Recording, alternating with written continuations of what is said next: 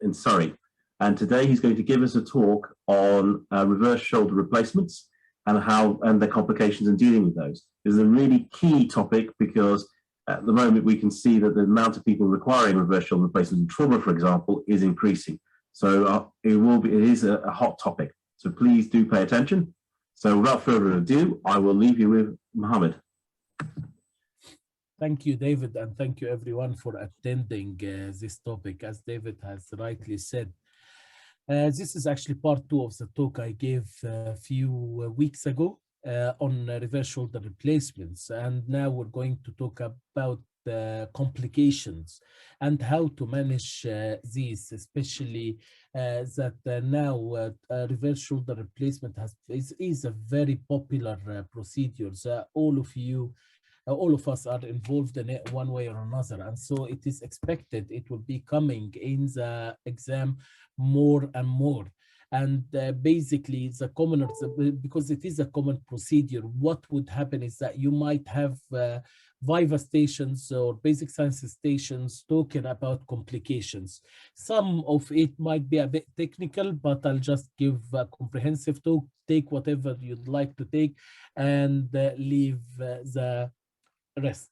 So just the first few slides, I'll just revive your knowledge about reverses. So we know a key concept describing the mechanics of the normal shoulder relates to the concavity compression. And that's what Madsen et al. Describes this technique as a ball sitting in the concavity of a table. And so the greater the depth of the concavity, the greater the displacing force needed to dislodge the ball for a given compressive load.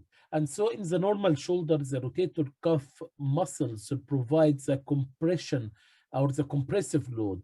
And that subsequently, when lost in rotator cuff deficient shoulders, this will lead to instability resulting from the unbalanced muscle forces on the glenohumeral joint, leading to proximal migration and rotator cuff arthropathy. A second biomechanical point, which was proposed by Madsen and Levitt as well, is the concept of the glenoid center line. And when you, in a normal glenoid, the center line present line perpendicular to the articular surface of the glenoid. And that actually serves as an important landmark in shoulder biomechanics. When you lose that line, you lose the fulcrum, the deltoid is shortened, and that can lead to a lot of problems. And the classic cuff arthropathy can lead to different complications in shoulders. And luckily now with the advances we're having, we have the option of a reverse shoulder replacement, which actually serves as a solution for a lot of problems we see. And that's why we are now doing more and more reverse shoulder replacements. And if you look at the National Joint Registry, you'll find that a huge number of shoulder replacements are being done every year.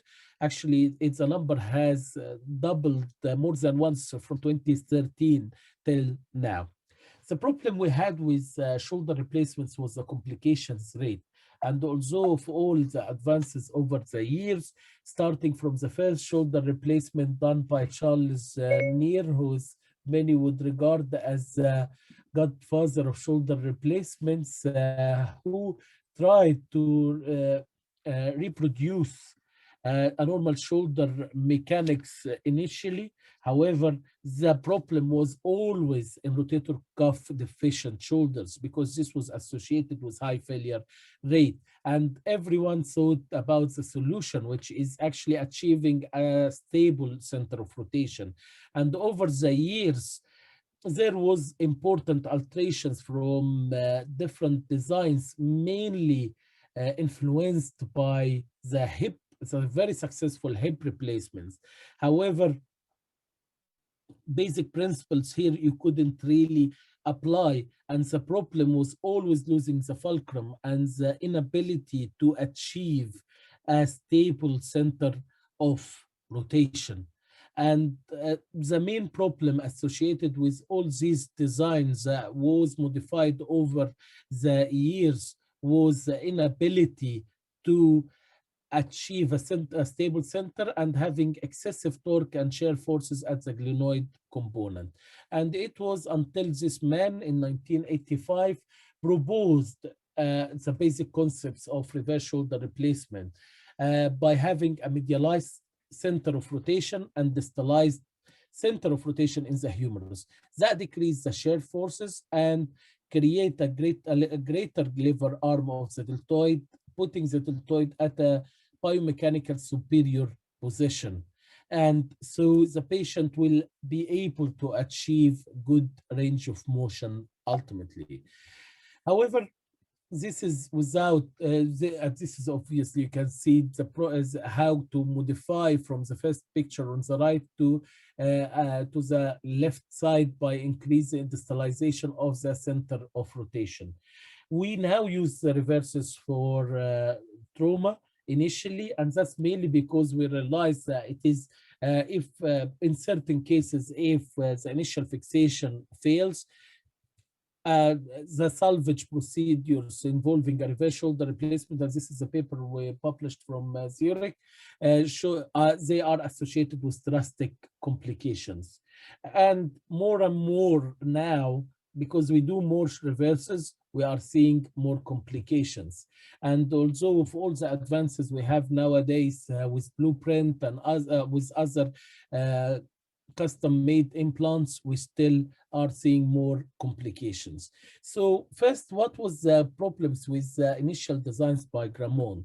There was few complications that was very common, including loosening and notching, instability, which has been reported extensively in the literature, arm length discrepancy, and in order to modify and decrease the risk of complications, this guy Frankel from the US proposed having a lateralized center of rotation, either through the glenoid or through the humerus. And you can achieve that either with a metallic augment or a biologic augment. And so either by, and that all mainly was aiming to decrease the complications associated with the Gramont design. And this is a bio-RSA where you use a bone graft to lateralize the center of rotation. There are different tips and tricks that you can use on the humeral side as well as the glenoid side to achieve lateralization. So what is, and that has actually made a lot of systems available to all shoulder surgeons globally with different implants and different concepts. But did it reduce complications? That's what we're going to discuss in the coming few slides. One important thing you have to know, glenoid lateralization is not the right answer for everything because those patients will have reduced abduction and glenoid loosening.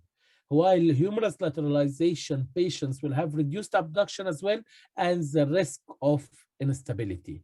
So what are the risks and what are the complications we see nowadays in reverse shoulder replacement and how to manage these?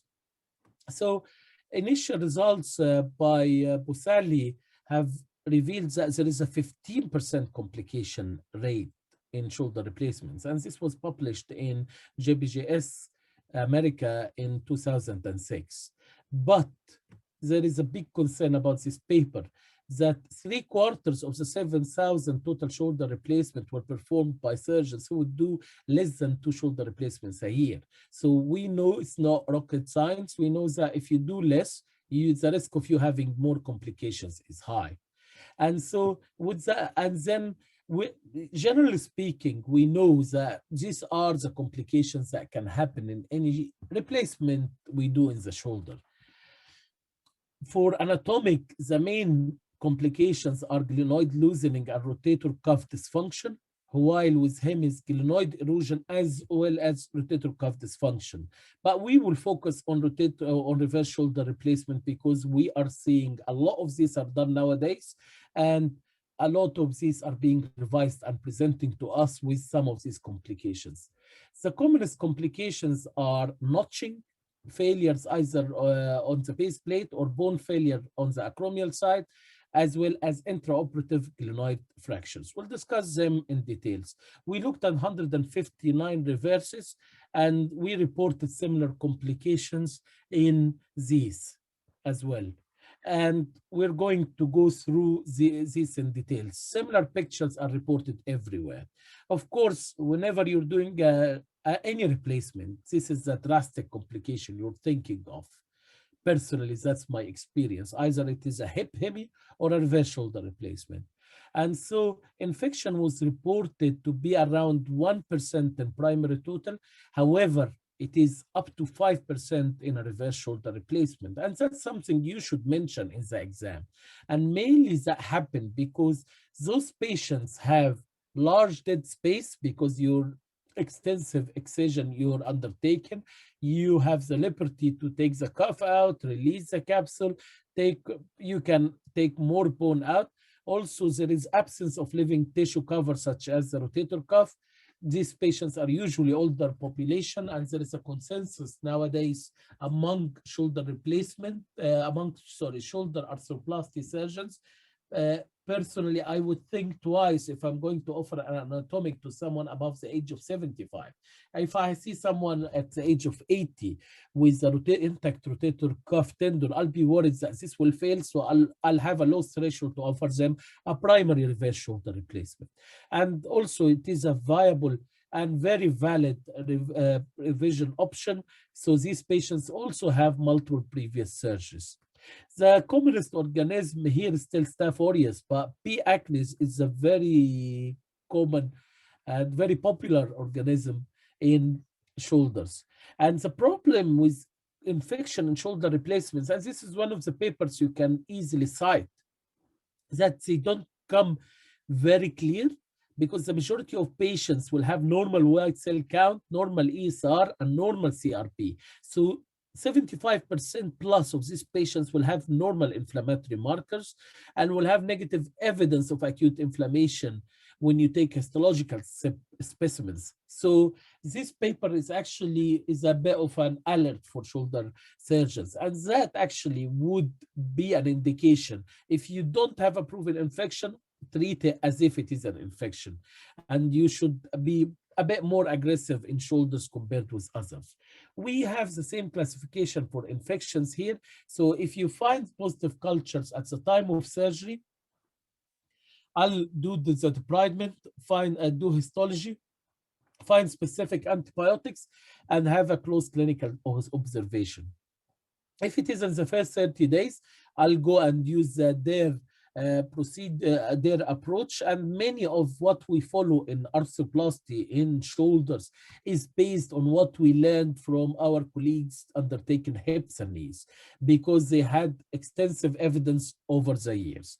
And so we'll approach that with their approach, surgical debridement and change of insert if we can. In type 3, where it is more than 30 days, there are two schools here. You can either deal with it with, if it is less than 2 months, similar to the type 2, or proceed with two-stage revision with antibiotic spacer, leaving the antibiotic spacer for 2 to 6 months. It depends on a lot of factors. And if it is a chronic infection, you can either do oral antibiotics forever, or if the patient is medically not fit, or two-stage revision. And then Christian Gerber, we published that work on spacers and two-stage revision. And we found that using antibiotic-loaded cement spacer is efficient and more than enough in 90% of the patients. And actually, the other thing is that the best function is achieved if the second stage is a reverse shoulder replacement. So if in the exam you have someone who had a hemiarthroplasty, which is query infected, you have a low suspicion of infection based on the publication we've cited in Journal of Shoulder and Elbow, and then you would go for two-stage revision. If you leave the spacer in, or if you do a second stage hemi, the functional outcomes is significantly less favorable than having a reverse shoulder replacement as the final stage there. An important function that I understand many people don't, important complication that many people do not really understand that much is notching. And by notching, we mean that there is a mechanical impingement between the supromedial aspect of the humeral insert here and the inferior scapular neck, as you can see there and you can see on the right. And why this is important? If you see here, it is also, was very common as well with the medial center of rotation, the original Gramont style, because your center of rotation is medial, and actually that can cause the notching in the inferior aspect of the glenoid neck here. And why you need to manage this? Because there are risks and concerns with notching if it happens, because Servio actually graded them as whether it is limited to the pillar with grade 1, which is usually not a problem.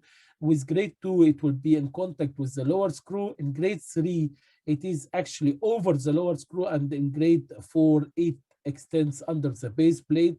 And it's not, you don't need to be a shoulder surgeon to tell that grade 4 you will be associated with marked loosening of the glenoid. But does it have clinical correlation? That's something you can mention in the exam. Looking at 60 shoulders, there was notching in around 88% in one of the earlier papers looked at Gramont reverse shoulder replacement. And that's a huge number if you think 90% of your shoulders will have a notching. So it's not uncommon. And looking at the newer designs, we found that it is actually 35%. And actually, we found that it doesn't affect scores at 5 years follow-up. But others found that if you have notching and you follow patients for longer periods of time, clinical scores might be affected, and the survivorship of the implant will be affected. And Luc Favrard is one of the eminent surgeons in shoulder arthroplasty in France. So notching is a problem, especially on longer follow-up. Although there is debate. So there are some who said it doesn't influence clinical outcomes, and some said it actually has a negative influence. So I think we still need to follow this up for longer periods of time in order to understand the problem. So what is the clinical relevance? As I said, others said it is a predictive value for suboptimal outcome, and Schwing published that it might be an indication for revision in short term. Of course, as everything in orthopedics, we need further research. So one thing you can be asked, or you should know about if you're interested in shoulders, how to prevent notching. It is, if you look at the video I've shown you earlier, you can do things that would prevent the risk of notching when you are operating on these patients and doing a shoulder replacement. One option is actually to have a sphere position more distal, so that you can have less mechanical impingement, and you can also increase the arc of movement, and that's a commonly performed technique nowadays. Second trick you can do is by having an inferior tilt of your Gilliam sphere, and that would also increase the arc of motion and decrease the impingement. Another trick you have to mention, or you have to do, is to avoid excessive reaming, so that you decrease the risk of medialization of your reaming and your base plate. And finally, possibly implant choice might have an effect, because we know that lateralized center of rotation and the other technique like having a bone graft, or also what is known as bio-RSA, might decrease the risk of notching as well. So by having how can you have a lateralized center of rotation? One thing, you can have a larger Glenn sphere if you're doing a shoulder replacement. Second option is to decrease the neck shaft angle, or reduce the cup depth, because that will decrease the risk of impingement, or using an eccentric Glenn sphere, or an angled insert, which is a proposed trick but not proven much. So there are different tricks and tips, maybe not suitable for the exam, but it's worth knowing these tips in order to avoid the risk of notching. If you see a patient with a reverse shoulder replacement and you look at the inferior scapular angle, assessing notching and talking about these tricks and tips, which I think will be popular over the coming few exams. Another option, another risk as well, another complications that we see we see less in reverses is instability. And with instability, it is commoner in other implants like anatomic shoulder replacements, which is something you're likely to see in the exam. But I wanted to focus more on reverses here, but just quickly touching on that. A large humeral head can be associated with instability. Other factors include your rotator cuff balance, your subscapularis balance, soft tissue balance, deltoid function, and physiotherapy. Sometimes, if you're doing overzealous physiotherapy, that can cause problems. Is there a problem in reverses? Yes, it is. But it's not as bad. But in some reports, it has been reported to be as high as 30%. So exam approach, like every other thing you answer in the exam as a day one consultant, there are patient-related factors, surgical-related factors, and implant-related factors when you see these or any other joint replacement. What are the evidence? The evidence says that the chances of having instability after a reverse is higher if the patient is less compliant with poor deltoid function, patients with recurrent falls, and prior shoulder surgery. And that's something, in clinical or vivas, you have to understand before offering a reverse shoulder replacement to one of your patients who is a recurrent faller. I had a patient with fracture dislocation of the proximal humerus with and admitted. Patient is a frequent faller, demented.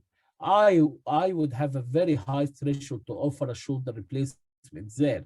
Possibly one option would be supervised neglect because this was, but it's all about patient factors more than anything else.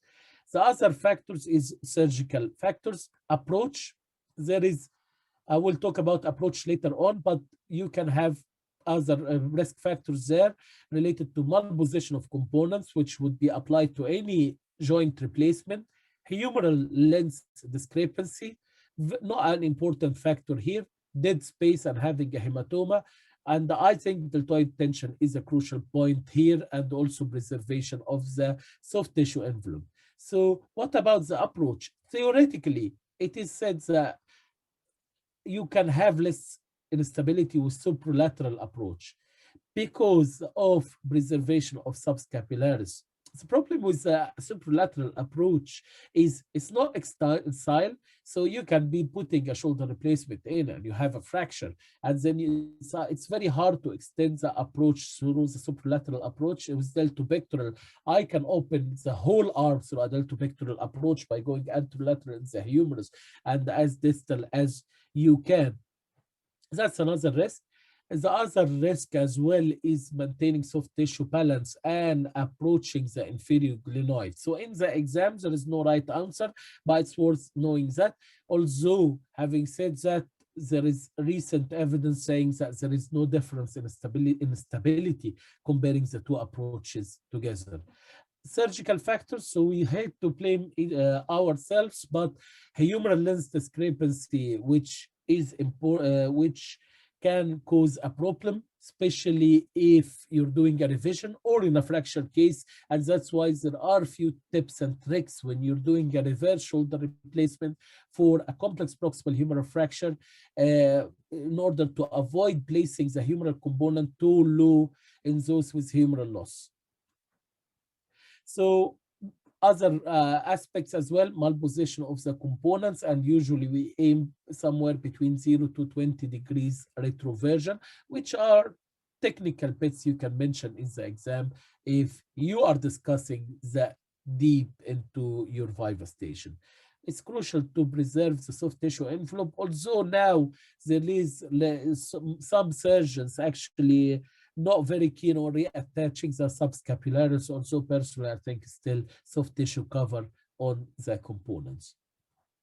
Deltoid tension, if you increase the lateral offset, you can actually, it's crucial to maintain and achieve the deltoid tension, right? Because the deltoid will be undertaking the function of the deltoid as well as the deficient cuff, which is gone when you do a shoulder, reverse shoulder replacement. Other aspects, which is the design aspects, includes the humeral head size, and those designs with lateralized center of rotation. Some of them, especially if you're lateralizing from the humeral side, might be associated with instability. And finally, how to manage it? You, as everything else, you have to check, examine, and assess the patient in the light of their best interest. And then I would obtain plain radiographs and CT scan to make sure I rule out structural abnormalities, especially with base plate fixation failure. You have to identify that, and component malpositioning. Remember the slide on the Tobolowsky evidence. Always, always, always exclude infection. Why prevention is always better. It's crucial to assess the stability on table. These are two tests, the shock test and the lateral thrust test, but intraoperatively, this is a nice summary of all tests we use in order to make sure we achieve the right deltoid tension and the right positioning of the component. If you have a positive test in any of these situations, management options would be based on your assessment, especially when you put the trials in. I'm not going to go into that in details, but that slide you can take a look on later on. And then if you have a reverse shoulder replacement coming to you as a day one consultant in the first few weeks after surgery, I would try a close reduction under anesthesia and a few weeks sometime and immobilization. If I cannot do that, then this should be done by a shoulder surgeon, obviously, but you have to do removal of soft tissue inferior to Gleam sphere because it might be causing impingement and causing instability. You can consider using a thicker insert, and definitely correction of soft tissue problems like soft tissue abnormalities, humeral lens discrepancy, and versions. That's why it's crucial to assess the problem before surgery, intra-operatively as well. What you can do for humeral lens discrepancy? It is a bit of technical aspects here, where you have to make sure how to assess how much discrepancy you have, and then based on the discrepancy, you can assess and dictate the best treatment option in each of these situations. What about second options of failures here second risk of failures that we cited in our evidence, and it has been reported on multiple occasions, base plate failures. The good news, it is less common nowadays with the newer designs, and possibly the commonest aspect and factors that lead to base plate failure is poor initial fixation and loosening due to osteolysis and infection, of course. If it fails, you can have patients with screw failures, and base plate failure. And actually the worst situation you can see, which isn't my x-ray, but I took it from Ali Narvani, my colleague, is dissociation of base plate and glenoid sphere.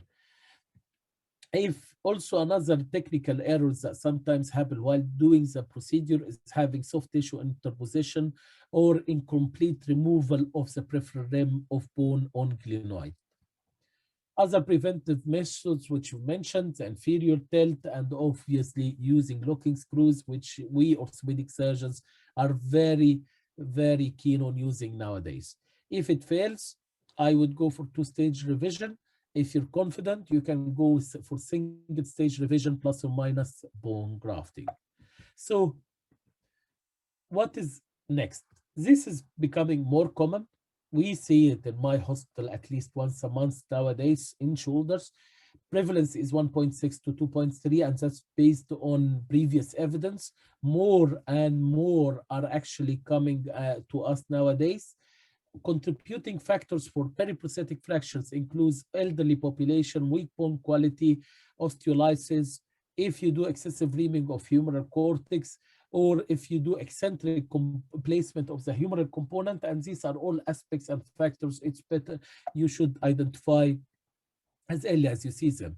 We use the Wright and Cofield classification, which is actually related to the Vancouver one, as you can see on the X-ray, on the diagram on the right side. With type A, usually the stem is stable. With type B, the fracture is centered at the tip of the stem with minimum extension. And type C, it is distal to the tip of the prosthesis. How to manage it? First, prevention is always better than cure. So when you are doing your procedure, personally, I don't use a hand support, a shoulder support like Tremano or Spider when I'm reaming, because that can cause a fracture, and it happened to me when I was assisting as a fellow many years ago.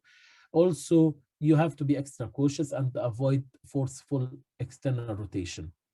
The reported evidence of having an intraoperative glenoid fracture while doing a reverse is actually up to 10%. And technical notes here, technical tips here, you have to start reaming before coming in contact with the bone. And also you have to be extra cautious when you are reaming osteopenic bone. And so what to do? You can always, if you have a fracture, you're worried about a fracture, you can fix it. You can use the base plate screws to stabilize the fracture. You can change your pilot hole into a better bone, or a port glenoid implantation, just insert a hemi and revise to a reverse at a later date. And these are the options that you can undertake when you are doing one of these and you have an intraoperative glenoid fracture. For if you see a patient with periprosthetic fracture, you can actually follow later on, you can follow the same principles we use, and you have to assess. And the good thing about shoulders, periprosthetic fractures can be easily managed non-operatively. And if needs revision, you can do it with cerclage wires, or actually cerclage sutures, which is a very valid option that we have nowadays. Another problem that we can face is deltoid dysfunction. It can be either because you've undertaken a deltoid detachment, or you have an axillary nerve dysfunction intraoperatively. And the risk is not huge, and usually it is neuropraxia, but it is more common with the superlateral approach. And if it happens, that's a catastrophic complication. And in order to manage it, if you had an axillary nerve injury, there are a lot of complex options that you can undertake. Other less common complications include hematoma formation, which always should make you suspicious of the risk of infection. Other less common complications include thromboembolic complications, and luckily it is less common than what can happen after a hip or a knee replacement. So when you are facing this is a lot of comprehensive, this is a comprehensive review. I've tried to give all technical bits and that you can use accordingly in the exam. But when you are in the exam, remember, you're a day one consultant. You don't do procedures you haven't done before. You say principles involved, 1, 2, 3. There is a lot of wrong answers, but there is no right one. And common is common when you're talking. And whenever you're drawing, if you're drawing shoulder biomechanics or joint reaction force or reverse replacement concepts, I would always recommend draw whenever you can, and always keep it simple as much as you do. Thank you very much. Sorry, I suppose it was longer than what we've agreed on doing. Oh, please don't worry, no, Mohammed, that was a fantastic talk. So we have a couple of questions. Actually, both of them are sort of centered around sort of lateralization of a humeral component. So Metwali first asks. So, you know, there is a question, I've seen it here, is I said lateralization is better. It's actually not. It is a newer concept in order to decrease some of the complications with the medialization. But one of the most successful reverse shoulder replacements is the delta prosthesis, and it has a medial center of rotation, a less medial than the original form. And there is actually a lot, there was a recent paper comparing components on, between medialization and lateralization. Personally, I would go for lateralization, but I'm not saying it is better, you know, and all these complications can happen with both. Even I've shown you a slide comparing lateralization on the humeral side and lateralization on the glenoid side, and there is even differences between them. So the original components where there is a medialized center of rotation wasn't the best, but then even in the medialized, it is more lateral than the original design. But I'm not saying medial is better than lateral or lateral is better than medial. Just understand the concepts in the exam. I had that question in my exam. It was my favorite I think it was in pathology, Viva, and they asked about, they showed me an rotator cuff arthropathy patient who discussed reverses, and they asked me about the concepts. I said Gramont principles was 1, 2, 3, 4, which I've mentioned here. And then I said there are concerns, and then we discussed lateralization, and I'm sure I nailed it on that station because we went into in-depth discussion. So I passed anyway, but it is always good to understand basic concepts and work on them. If you don't fully understand it, just stick to one answer and proceed with it. I mean, the key thing is if you can understand why you're doing this either medialization or lateralization, then you're doing well. If you're going to a discussion about which is better, medialization or lateralization, you're probably hopefully you're doing quite well, and they're trying to gauge the depth of your knowledge. Yeah, as I agree, and there is no right answer. There is no, up till this moment of time, we don't really know for sure. Theoretically, possibly lateralization. Yeah. So Mara said, if you can say Gramont's principles in terms of medialization, why we're doing a reverse polarity shoulder replacement, it's because of cuff arthropathy. You're in the pass bit, and then anything else is window dressing, and hopefully, and you're putting forward evidence as such. So that's a good sign. But as I say, I mean, I'm hoping I wouldn't start saying straight off, I'm going to use a lateralized shoulder prosthesis. At that point, the exam is going to be going, hang on, what does this person know about lateralization? Then you get into a whole sticky wicket about what if you don't truly understand. Okay, no, and the other thing I think Metwari wants to know, can you go over how you lateralize on the humeral side? So humeral component lateralization theoretically improves the biomechanical advantage of the rotator cuff. So it will improve the torque generated by the cuff if you have cuff, or restore the cuff function. So it is actually part of it is done with the component design. So if you want, so you use a lateralized humeral side. So you can either lateralize the base plate itself. So you put the gleam sphere on the medial side, and you have different offsets for the plastic, and then you can lateralize the humeral side. You can lateralize actually with the metal side as well, or with the design of the implant. So you have a center of rotation, and the center of rotation is the point at which the rotation of the shoulder happens. So you can lateralize from the glenoid side, as I said, through the metal itself, or through putting, for instance, a bone graft, which would enable you to achieve the lateralization. But, you know, I ran quickly through these slides on humeral lateralization. There are three ways: either use an eccentric tray, or a curved stem, or reduced neck shaft angle, or increasing the body size. Sorry. Yeah. Okay. Fine. Is that all right, Metwari? Good. Okay, excellent. Right. So also a key thing as well, when you're talking about lateralization, you can throw a bit of basic science in, because what you're doing is you're increasing the lever arm of deltoid, which is generally your one muscle you can count on in a rotator cuff arthropathy. And there you go, in an adult pathology paper, you've got basic science in. They'll love that. Yes. And that's why it's important to know the joint reaction force diagram, which would be also important to mention or draw here. because you can go through, you know, in the exam, what happens is you say something and then the last word you say, the examiner will pick it up and will ask you another question. So it can start with free body diagrams there, or can start with the reverse and go to the other side. Good. Right. So are there any more? I don't think there are any more questions on the chat thing with regards to the lecture. So we'll obviously recorded this, so please later on have a go, go through this again, because there's some very important things in there. Because if you are going to get a shoulder, reverse shoulder, they will ask about complications. So it's, if you've got as with any sort of joint, whether knee, hip, shoulder joint replacement, have a little script in your mind about what you will do in a complication situation.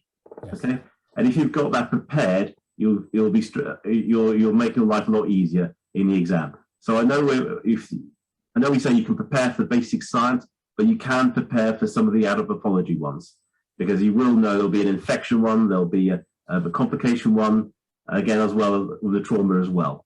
Okay, so we're going to move on to vivas.